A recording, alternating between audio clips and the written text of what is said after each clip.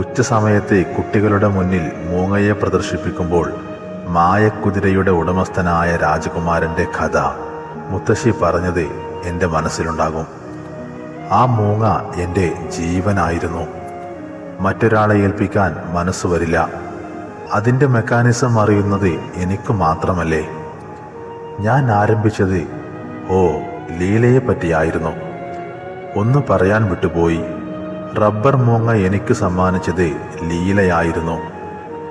ജീവിതത്തിൽ നിന്ന് ചീന്തിയെടുക്കുന്ന ഒരു പഴയ താളാണിത്.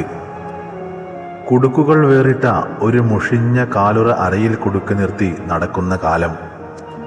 10-11 വയസ്സ് പ്രായം കാണും. അമ്മയുടെയും ജ്യേഷ്ഠന്മാരുടെയും അടി മുറയ്ക്ക് വാങ്ങും. അമ്മാളു അമ്മയുടെ മകൻ വാസു വല്ലാത്ത വികൃതിയാണെന്നായിരുന്നു പൊതുജനാഭിപ്രായം. അതിനു പ്രചരണം നൽകിയത് അയൽവക്കത്തെ പാർവമ്മയാണ്. ഉച്ചയ്ക്ക് അവർ പതുക്കെ ഞങ്ങളുടെ നടപ്പുരയിലെത്തും.